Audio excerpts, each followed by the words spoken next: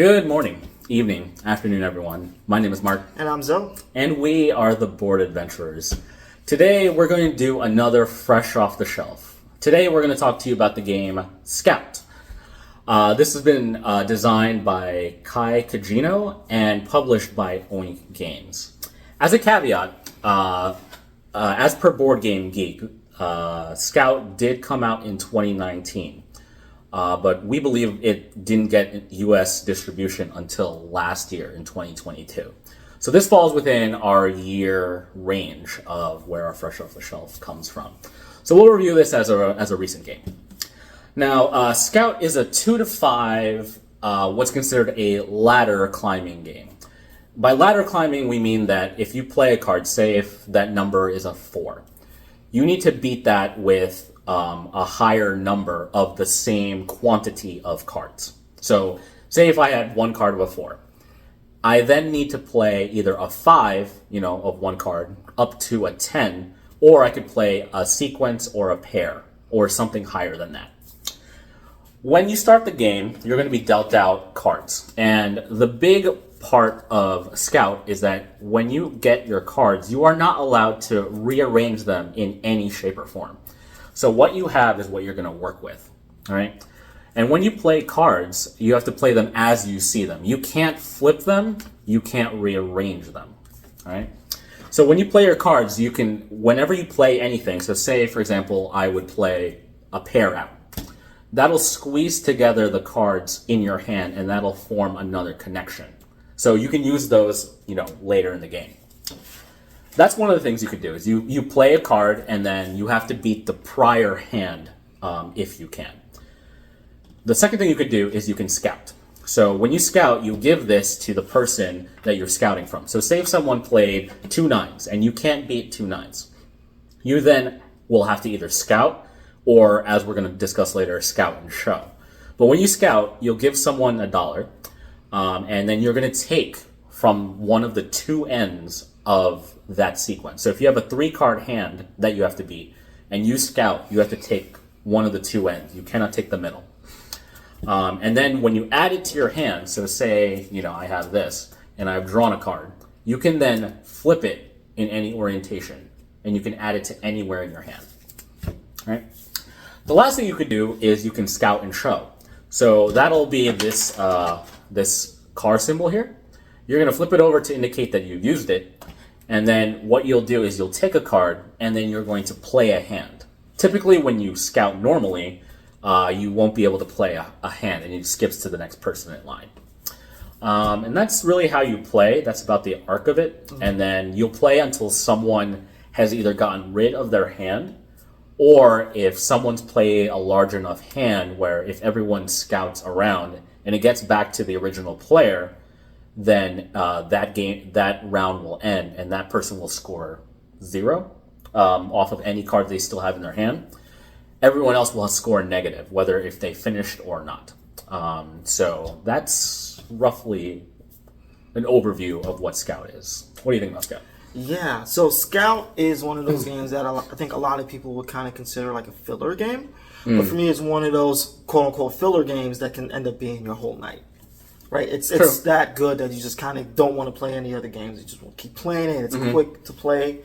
I think what's interesting about this, I don't think we've ever played like a ladder climbing type of game before. Yeah, I don't think so either. And maybe because we don't have the expertise in that genre of board games, that for me this is kind of an amazing game because of the ladder climbing mechanic of it. Right. Maybe I get more jaded as I play more games like it, but for now I think this is like a great game. I like the mechanic of not flipping your cards and have to play the set that's already there and the side in it. Mm-hmm. The scout mechanic I think is amazing. Adding a card to your hand and being able to flip it or not, and kind of like changing the outcome of the game based off of what you scout from other players. Right. The scout and show when it comes out is always like a fun time. Yeah. Like always like a shock to the table when because you only have one scout and show per round, so it's almost like a shock when someone says I'm scouting and showing. It's kind of like, oh my god, what are they playing? Yeah, that's like super fun. There's a lot of tension with that. Yeah.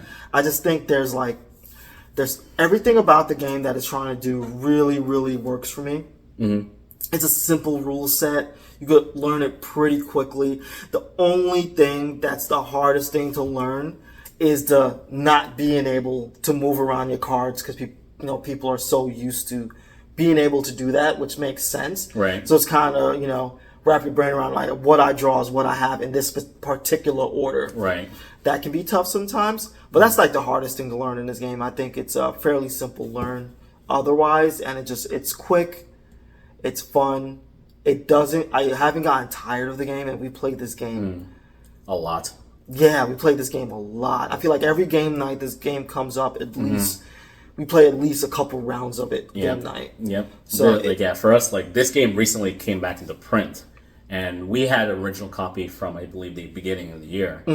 Our friends who really enjoy it, they ended up getting another copy once it came out. Yeah. And then we ended up sending one to my wife's sister in Korea too. So it's. What do you think of the game? I like it a lot. I think there's a lot of really good tactical. So I'm typically a tactical gamer, but I love the idea of like you have two choices to begin your hand. You either have one orientation or you flip it. And once you've picked a side and you start playing a card, you can't flip it again. So, like, say, for example, I have a 2, 4, 5. I would want to wait for someone to put a 3 out there to make my hand better. Yeah. So, like, it's also that idea of at what point do you want to play a major hand, right? Do you want to try to save your hand for the end, or do you want to try to play it out, like, really quickly so that you can just end the game right there? That actually brings up one thing I didn't mention that I wanted to, is that you're also kind of, what also brings attention to the game is that if someone ends the game before you're able to play out most of your cards, those cards are negative as a point. So it's kind of like what Mark mentioned, is like you can have like the perfect hand and you're just waiting for 2 or 3 cards. And you're like, I'm going to scout other people, take the hit then just to be able to play out all my cards. But there's also some nervousness as you see someone kind of getting through their deck of like, I don't want them to finish the game, because this ends up being goes from a positive to a big, big negative, and I'm down bad. Right. Because like when you have your hand, if you notice on the back, there's like a dollar bill, like almost on the back of it. This is your point at the end of the round. So each one of these that you have in your hand, if someone were to finish, these are negative for you. So you want to play them out, but you also don't want to play to the point where you can't play anything that'll beat someone else's. Yeah. And that's where the big like balance of this game comes in. Yeah, and we've played it enough with the same type of people that, the same people, I should say, that it may seem like they have a lot more rounds in the game, and it comes to them, and they go like, oh, I'm a scout and show. And it's like, oh, okay. And they just play their whole hand, and you're like, oh. Yeah. And sometimes, like, that's, again, like, that might just be, like, the way the cards come out, you know, the shuffle, everything. But, like, when you see a Scout and Show come out, you kind of, like, hold your breath. It's like, I was like, oh, no, what's going to come out? And then sometimes, like, I've seen surprises where someone will scout, like, out of a 2, Scout and Show, and then put just 1 card out. And you're like, why would you do that? And then it's like, oh, you wanted to remove that card so you could squeeze your cards together and make a better hand. And then it informs other table of who can finish the game, who's just waiting for the perfect card to be like, I'm going to try to finish the game now. Right, yeah. Before that person can do whatever it is they're trying to do. Yeah. It's good. There's a lot more strategy in this game than kind of, may present itself as. It presents itself as a simple card playing game, but it's deep. It's a lot of deep strategy in there. Yeah, and it's deceiving because like if you look at the box here, it's like a very it's a rectangular small box, kind of like that, and you don't to me I'm one of those gamers where I see a box like that and I'm a little hesitant to play it because I'm like, how light is this game going to be? But this game has a lot of good choices in it. It has a lot of replayability in it. Yeah. You flipping cards kind of adds like a double to it. I really enjoy Scout a lot. Nice. Yeah. So in terms of a score for Scout, what would you give this? If I were to score Scout, I would put it at about a 4. 4 is great. I'm hesitant to put it at a 4.5 because I'm not a fan of it at 2 and 3. 2 and 3 are a little too short for my tastes. Getting like 5 rounds in when you have a 5-player game to me sounds like that sweet spot. I like playing it at the max player count, just because I get more hands in. I get more ability to like possibly come back, because if you're out in that first round in a 2-player game, coming back is going to be like difficult. Yeah, I want to say. Yeah, but I would give it a 4. It's a very solid 4. yeah. I'd give this game a 4.5. Now, if that box said, if like the game said that this plays only in 3 to 5 players, this would be a 5 for me, because I really don't have any other cons except for the game is not as good as a 2-player game at 2. Yeah. Other than that, I don't have any cons for the game. But if this said like if this was a 3 to 5 player game, this would be this would be a 5 score for me.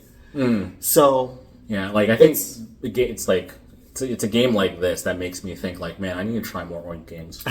Like, yeah. All their boxes to me, like they look a little. I'm a little hesitant just because I'm like, how much game really is there? But Scout kind of like opened me up, like we need to play some more. It's a near perfect game for me, honestly. Okay. Yeah. And even just I'm trying to find a reason to bring it down from a 5. Yeah. And that's but no, that's fair. Scout's great. Yeah, it's a solid 4.5. Yeah. All right, that is our review of Scout. If you have any comments, let us know below. Other than that, we are the Board Adventurers. I'm Mark. And I'm Zoe. We'll see you on the next adventure.